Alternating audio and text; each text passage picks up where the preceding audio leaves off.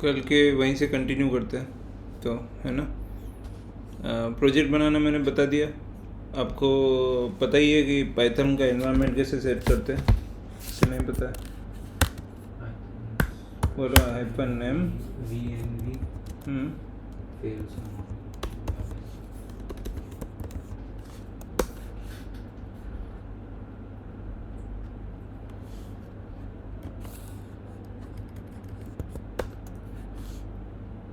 ठीक है।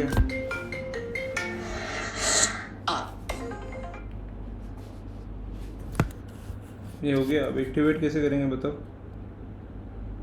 बैश को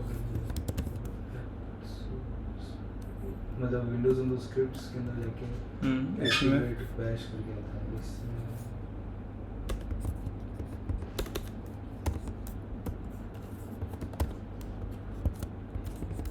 विंडोज़ का तो पता है तुम्हें, स्क्रिप्ट्स एक्टिवेट हो गया यहाँ पे। ठीक है। अब इसमें प्रोजेक्ट फाइल हमने बना दी है, टॉम फाइल। इसका क्या यूज़ है तुम्हें पता ही है कि नहीं पता है? इसमें भी अपन मतलब SRS डॉक्यूमेंट क्रिएशन करना है। ठीक। अब इसमें अपन एक पैकेज इंस्टॉल करेंगे। ठीक है। पैकेज इंस्टॉल करने के लिए कमांड होता है पिप इंस्टॉल। ठीक है। पिप इंस्टॉल के बाद में -e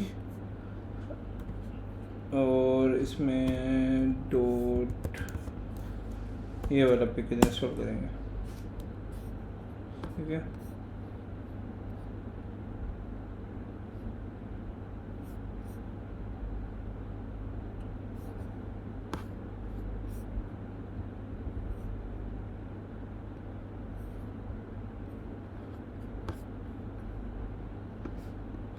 यार ये नीचे क्यों आ जाता है?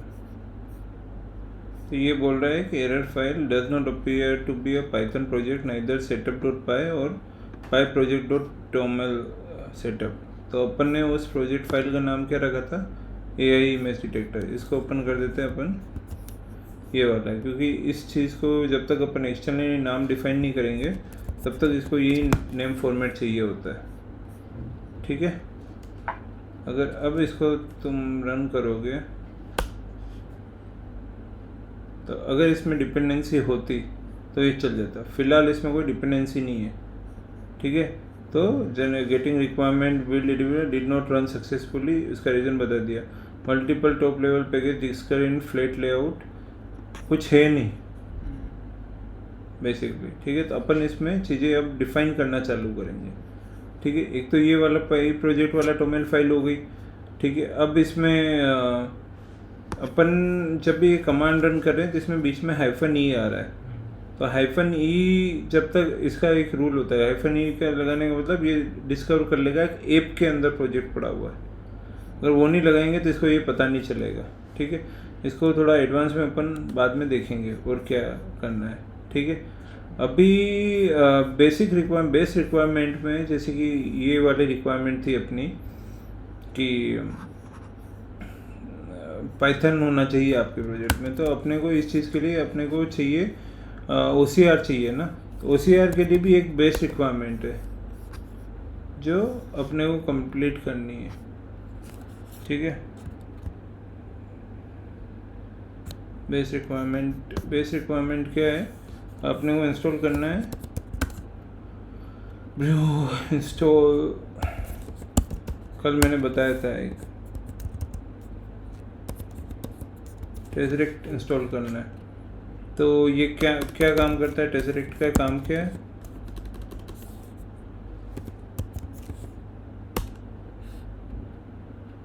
जो अपन PDF वगैरह को जब एक्सट्रैक्ट करते हैं तो उसका कंटेंट निकालने के लिए काम करता है। ठीक है। तो वो आपके सिस्टम में नहीं होगा तो आपको इंस्टॉल करना पड़ेगा। विंडोज़ का ये कमांड है, सॉरी मैक का ये कमांड है। विंडोज़ और उबंटू की कमांड आपको मिल जाएंगी कहीं पे भी, जिस जो भी आप सिस्टम यूज़ करते हो। ठीक है।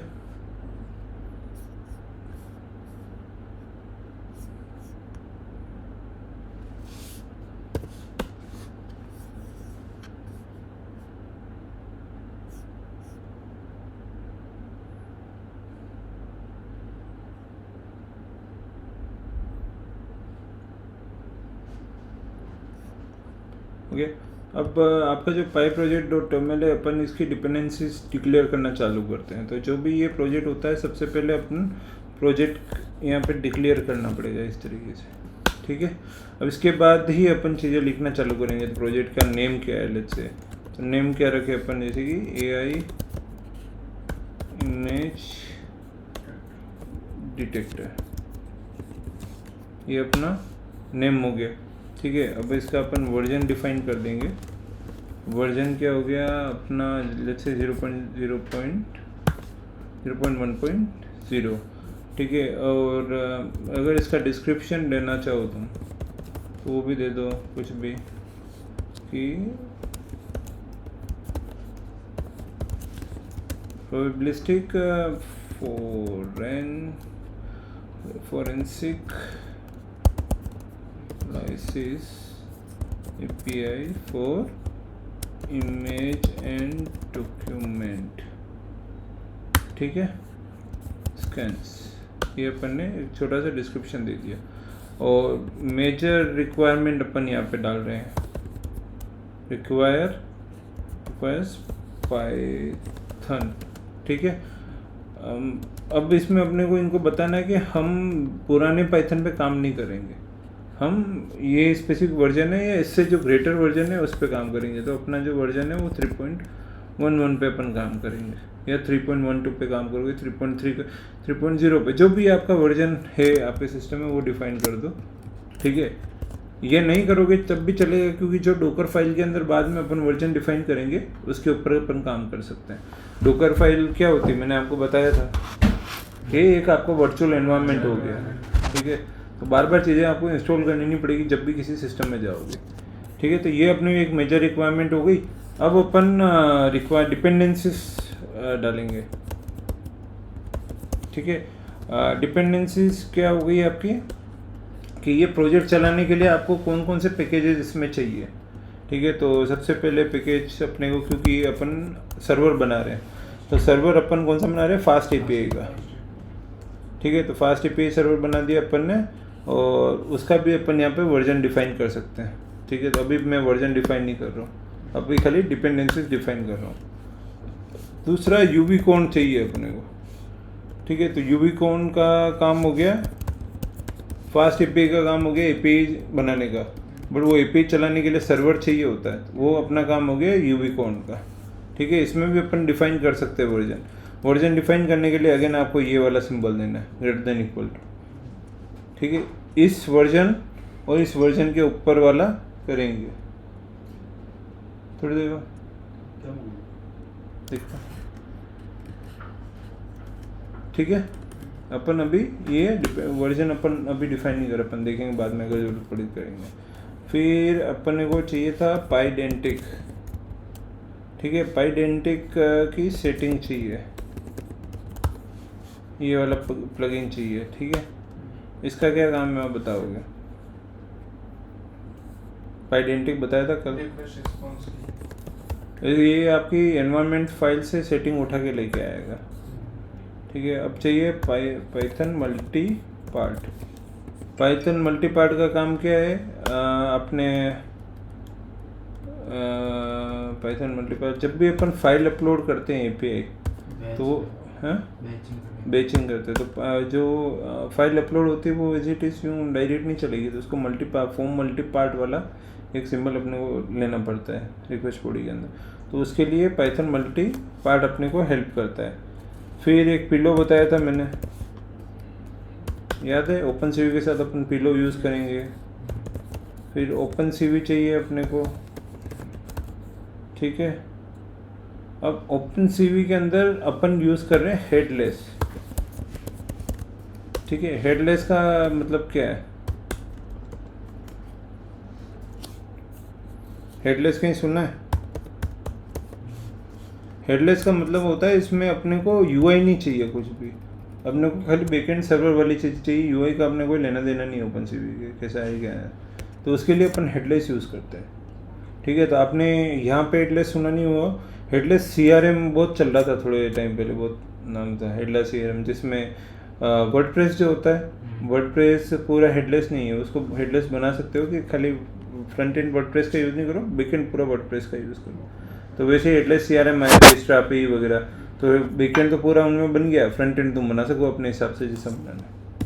ठीक है, नमपाई तुम्हें पता ही है क्या काम आता है। ठीक है, फिर अपना पाई, इसका मतलब पता ही है क्या काम है, क्या काम है बताओ। टेक्स्ट एक्सट्रैक्ट करने वाला। SQL अल्केमी का पता ही है आपको, बताया था मैंने। ठीक है, और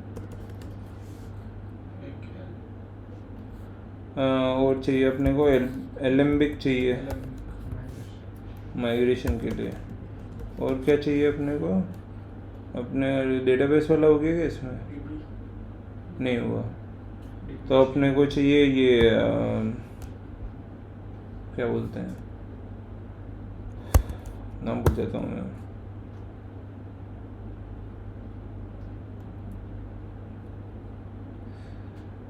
PostgreSQL हमेशा नाम भूल जाता हूँ मैं। ये बाइनरी चाहिए अपने को। ठीक है, ये आपको चीज़ समझ में आई कि किसका क्या यूज़ है।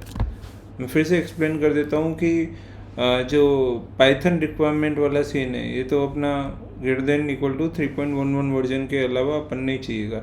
हेडलेस का मतलब आपको पता चल गया कि हेडलेस का मतलब क्या है, जिसमें UI डिस्प्ले वगैरह का कोई सेंस नहीं, आपको खाली बैकएंड चाहिए। ठीक है, और ये है आपका PostgreSQL का ड्राइवर।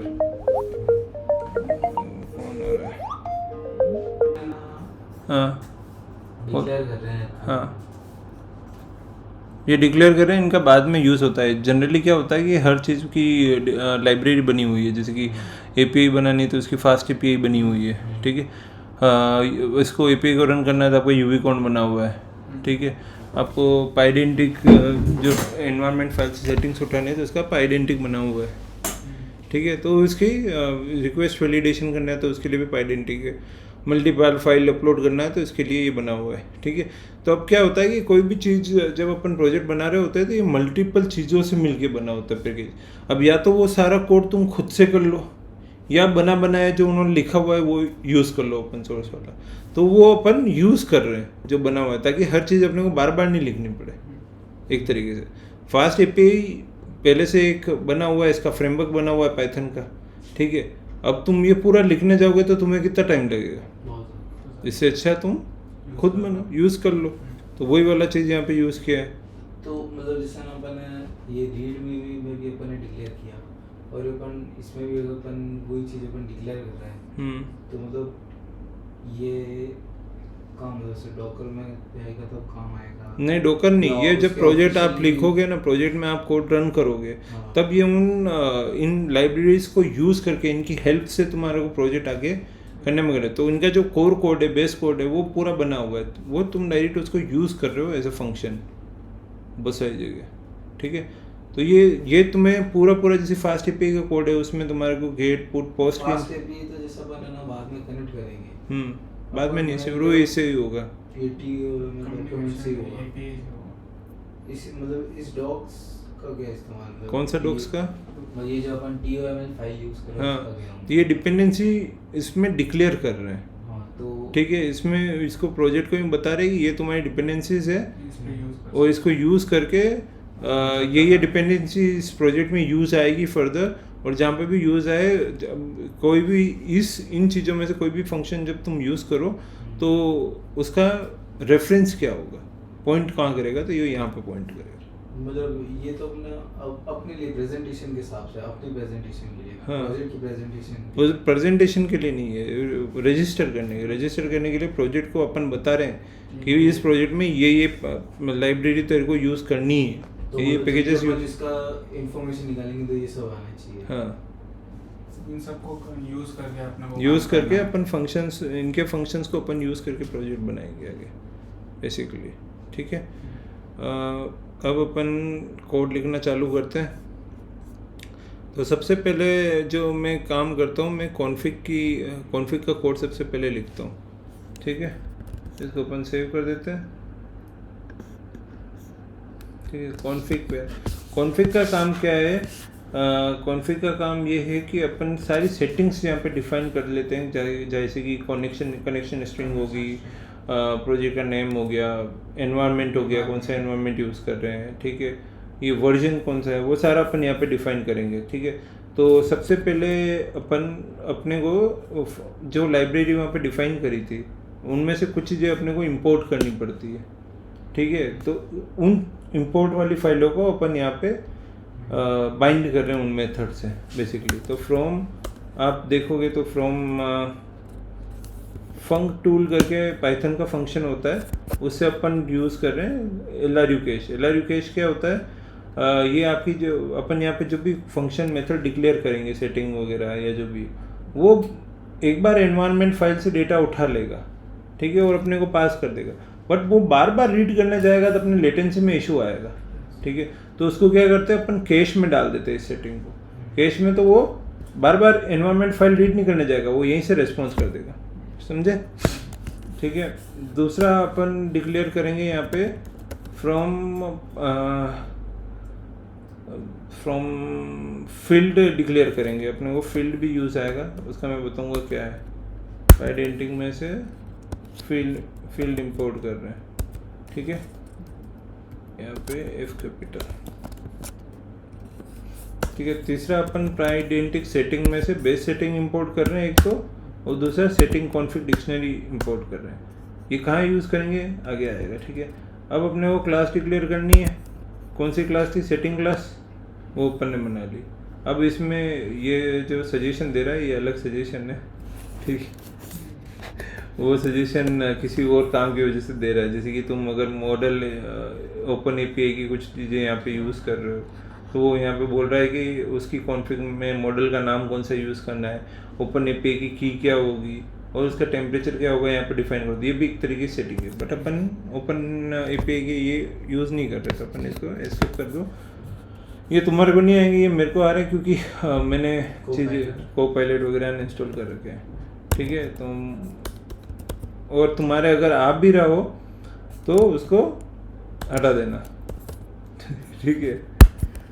तो इसमें अपन सेटिंग कॉन्फ़िग के अंदर डिफाइन कर रहे हैं क्या, एनवायरनमेंट फाइल का नाम क्या होगा तुम्हारे, .env होगा, env फाइल कॉन्फ़िग क्या होगी, ठीक है, UTF इनकोडिंग क्या होगा उसका, और तीसरा अपन डाल रहे हैं एक्स्ट्रा, ठीक है। एक्स्ट्रा को अपन कर रहे हैं इग्नोर। इसका मतलब क्या हुआ कि जब .environment फाइल में .env फाइल जब भी ये अपन एक्सट्रैक्ट कर रहे हैं, तो इसमें .env फाइल में कभी कुछ एक्स्ट्रा पैरामीटर हो सकते हैं कि कोई शेयर्ड फाइल यूज़ कर रहे हो तो अगर आप ये नहीं लिखोगे एक्स्ट्रा, तो जैसे ही कुछ उसमें एडिशनल पैरामीटर होगा तो वो यहाँ पे एरर दे देगा। अपने को एरर नहीं चाहिए, इसलिए अपन इग्नोर कर रहे हैं उसको, ठीक है। दूसरा अपन ऐप नेम डायरेक्ट ये डाल देते हैं, ठीक है, और फिर ऐप नेम के बाद अपन डालते हैं एनवायरनमेंट डालते हैं, ठीक है।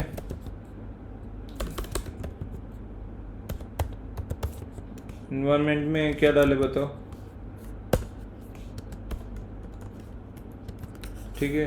अपन लोकल यूज़ कर रहे हैं तो लोकल हो सकता है, या फिर आप ये चारों एनवायरनमेंट हो सकता है, इन चारों में से एक एनवायरनमेंट होता है, ठीक है। फिर अपन डिबगिंग ऑन करनी ऑफ करनी वो यहाँ पे ट्रू फॉल्स से डिफाइन कर रहे हैं। ये सेटिंग्स है, इसमें इसका अभी तक कोई यूज़ नहीं कर रहे, अपन खाली सेटिंग्स डिफाइन कर रहे हैं, ठीक है। तो ये अपन डिफाइन कर लिया। अब इसके अंदर अपन API डिक्लेयर करते हैं, तो API का प्रीफिक्स होता है, ठीक है। तो वो अपन डिफाइन कर रहे हैं प्रीफिक्स क्या है। अब इसको तुम अपने हिसाब से लिख सकते हो, मेरे हिसाब से मैं इस तरीके से लिखूँ कि API के V1 का प्रीफिक्स क्या है। ये तुम कोई ऐसा बेस सेटिंग नहीं है इसका कि नहीं यही करना है, कुछ भी कर सकते हैं, ठीक है। फिर अपन डाल रहे हैं डेटाबेस URL, ठीक है। डेटाबेस URL डाल रहे हैं। डेटाबेस URL के अंदर अपन SQLite यूज़ कर रहे हैं, ठीक है।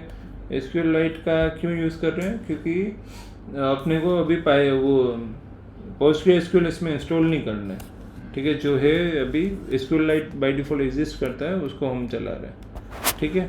और इसके लिए जो पैकेज चाहिए होता है वो अपन ने इंस्टॉल किया है। क्या किया है? ये वाला, ठीक है। PostgreSQL का वो अपना ORM को एक्सेस करने के लिए उसका ड्राइवर चाहिए होता है PostgreSQL का, वो ड्राइवर अपन ने यहाँ पे इंस्टॉल किया, ठीक है। तो ये SQLite अपना इंस्टॉल हो गया। SQLite के साथ में क्योंकि हम PostgreSQL यूज़ कर रहे हैं तो वो लिखना है py SQLite, ठीक है। और ये उसका ऐप का DB फाइल क्रिएट करेगा, ठीक है। अब इसके अलावा आपने को डिक्लेयर करना है मैक्स अपलोड साइज, ठीक है। मैक्स, और वो होनी चाहिए MB के अंदर, ठीक है। और उसका टाइप जो होगा, डेटा टाइप, वो होगा इंट, ठीक है। और उसकी वैल्यू डाल रहे हैं 15 MB से ज़्यादा नहीं होना चाहिए। फिर अपन डाल रहे हैं allowed extension,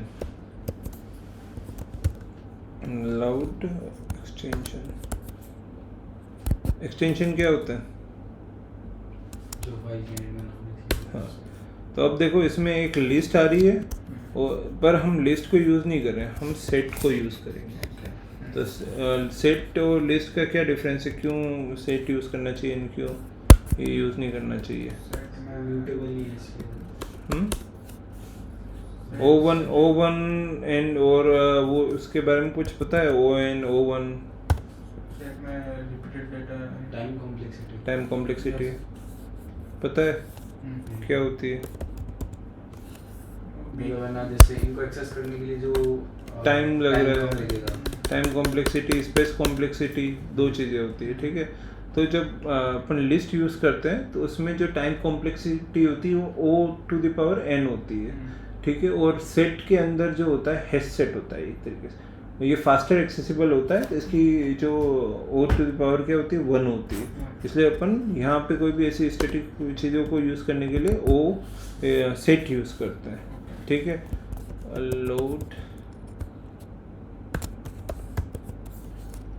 allowed mime types क्या होते हैं पता है? एक्सटेंशन होता है, उसके बाद ये फॉर्मेट्स होते हैं उसके, जो भी इमेज वगैरह यूज़ करोगे तो उसके फॉर्मेटिंग होती है, वो बेसिकली ये होता है, ठीक है। जब भी प्रॉपर्टीज में जाके क्लिक करोगे तो तुम्हें पता चलेगा, ठीक है। और फिर अपन टेसरेट का कमांड डाल देते हैं, ठीक है।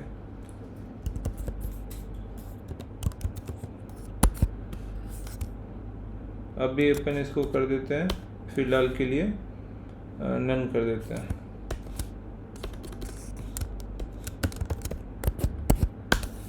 ठीक है। और फिर अपने को चाहिए OCR का टाइम आउट डाल देते हैं अपन, OCR का टाइम आउट सेकंड्स के अंदर, ठीक है। इसको आप बड़ा कम जो भी करना चाहो कर सकते हो, 10 सेकंड डालना है, 30 सेकंड डालना है। अपन ने सेकंड्स, देखो ऊपर MB डिफाइन किया था, यहाँ पे अपन सेकंड्स डिफाइन कर रहे हैं, ठीक है। और फिर एक अपन ने बात करी थी हिस्टोरिकल रूल्स की, है ना?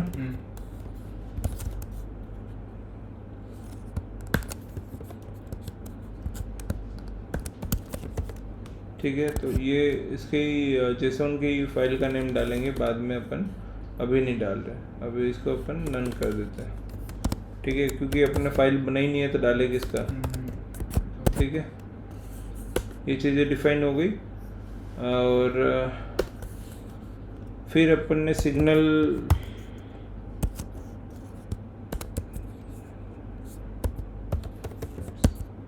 विड्थ डिफाइन करते हैं इसके अंदर, ठीक है। फील्ड के अंदर डिफाइन करेंगे और स्ट्रिंग फॉल्ट, ये सही है।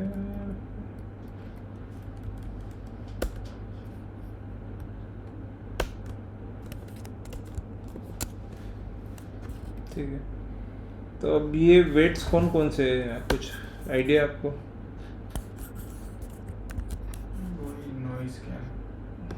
तो अपन ने वो सिग्नल्स यहाँ पे डेट में डिफाइन किए हैं, Meta data, OCR, density, texture, forensic, ये सारे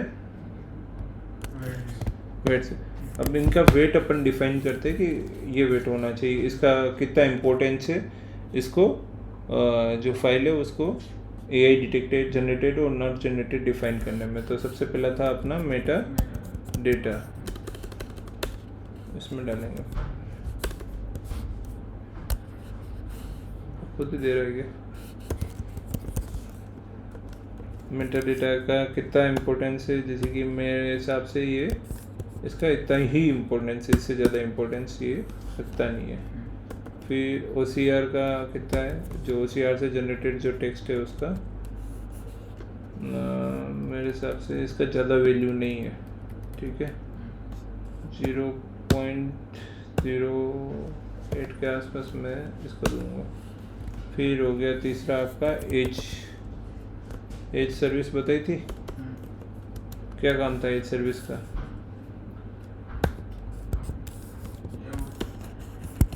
बस बता देता हूँ, ये एज सर्विस डेंसिटी एनालिसिस वाला, उसका कितना वेट है? सोच के बताओ, तुम बताओगे। जो अपन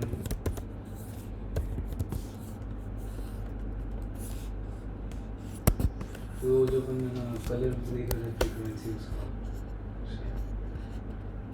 देख के बताना कल मेरे को, ठीक है। फिर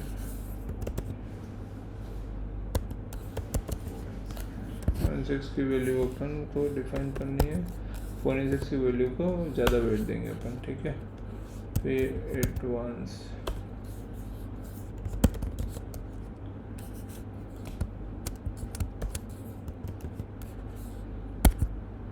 इसको अपन देंगे 26 दे देते हैं, ठीक है।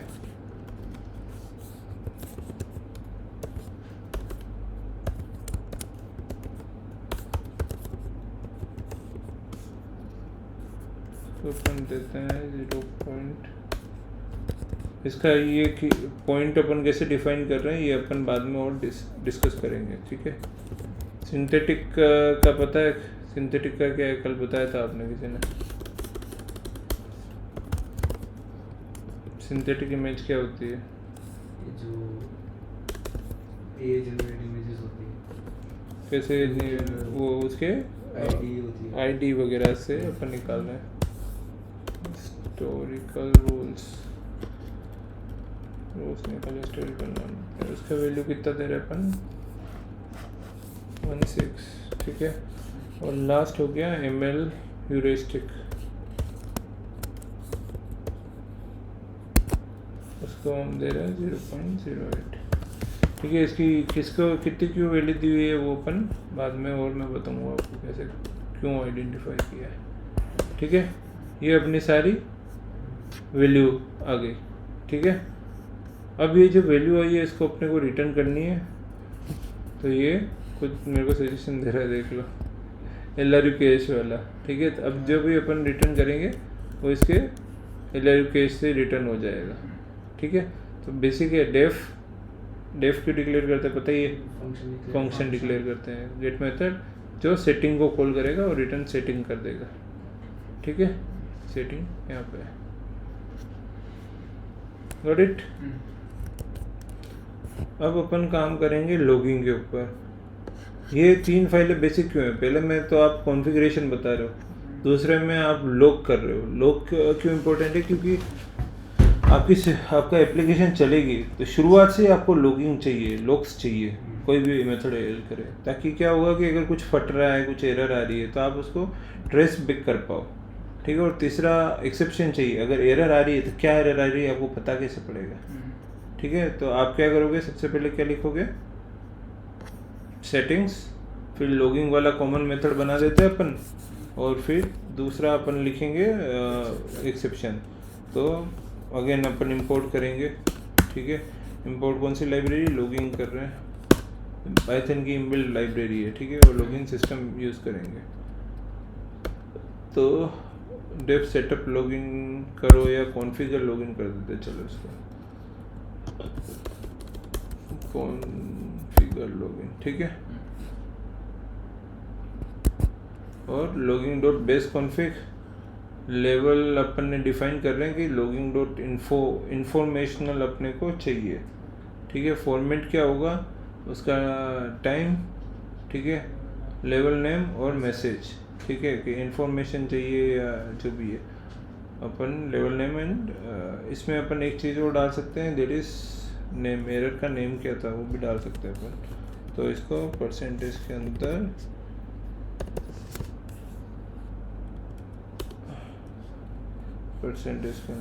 नेम, ठीक है। तो ब्लॉक के अंदर ही आ जाएगा टाइम, लेवल नेम, इसका वापस एरर का नेम और उसका एरर मैसेज क्या था। और हैंडलर्स के अंदर अपन ने डाल दिया कि लॉगिंग हैंडलर्स कौन सा है, तो लॉगिंग डॉट स्ट्रीमिंग हैंडलर ये इसका मेथड है, इसके अंदर डिक्लेयर है इस लाइब्रेरी के अंदर, ठीक है। और इसमें सिस्टम डॉट std आउट, जो भी सिस्टम का std आउट वाला, std आउट तो पता ही तुम पढ़ा ही होगा, std इन std आउट सी लैंग्वेज C++ में, तो वो std आउट है सिस्टम का कुछ भी एरर का, तो वो आपको इसमें स्ट्रीम करेगा। अब ये लॉगिंग मेथड स्ट्रीमिंग हैंडलर पहले से बना हुआ है, किसमें बना हुआ है, लॉगिंग के मेथड के अंदर, ठीक है। तो अपने को वापस इसका लॉग का कोड पूरा लिखना नहीं पड़ रहा है, जैसे मैंने बताया था, क्योंकि अपन पैकेजेस को यूज़ कर बना हुआ। अगर ये नहीं होता तो मेरे को लंबा चौड़ा वापस से कोड लिखना पड़ता है सिर्फ इतना सा मेंटेन करने के लिए।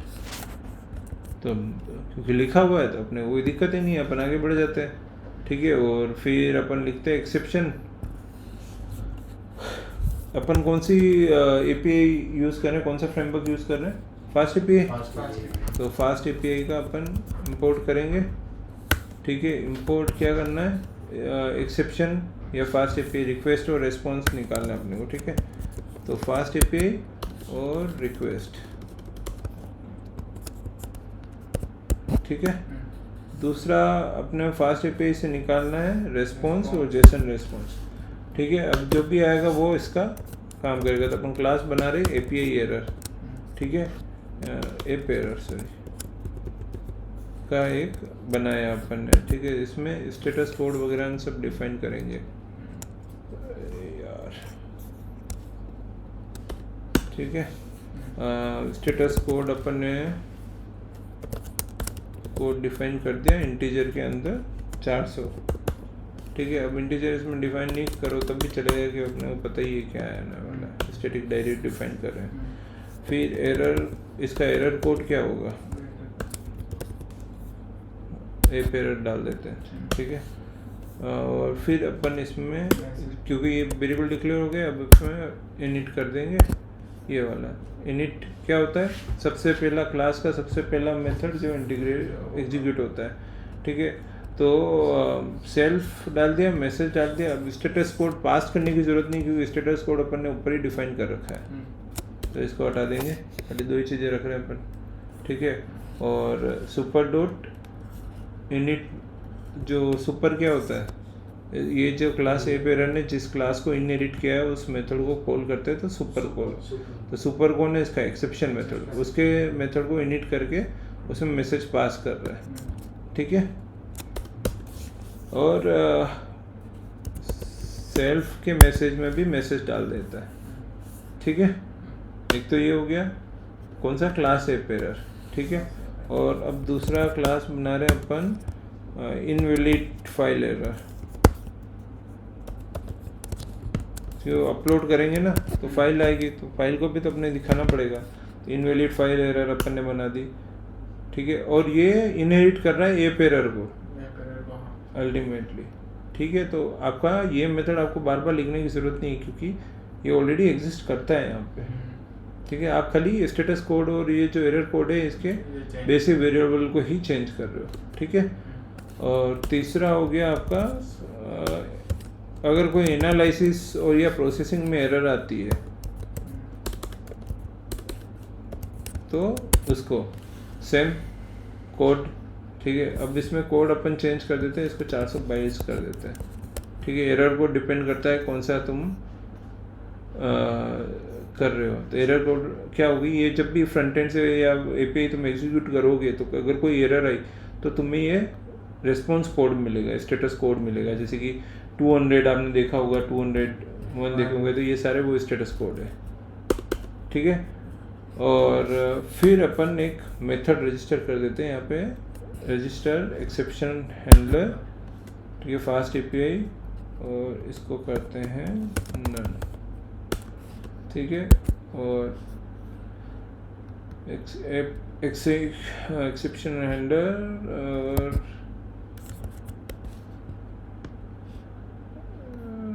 App error handler request, app error, Jason response, status code, ठीक है। तो अब जब भी आपके पास एरर आती है तो ये मेथड एग्जीक्यूट होगा। ये मेथड में आपके कौन से एक्सेप्शन आया है, एक्सेप्शन हैंडलर अपन रजिस्टर कर दिया कि कौन था इसका एक्सेप्शन हैंडलर, तो अपना एप एरर जो है वो एक्सेप्शन हैंडलर है। फिर अपन ने मेथड आया एप एरर हैंडलर जिसमें रिक्वेस्ट और एप एरर वाला पास किया, और जेसन रिस्पॉन्स अपन ने रिटर्न किया। जेसन रिस्पॉन्स फ्रंट एंड पे रिटर्न हो रहा है।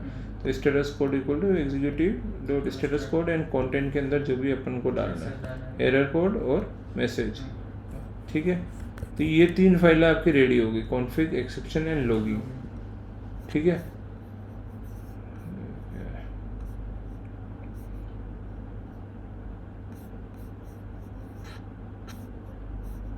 ठीक है, इतना समझ में आया कि नहीं आया? और स्लो चले और फास्ट चले? सर ये स्पीड सही है। इनको समझ में नहीं आया ना? ये मतलब ना समझ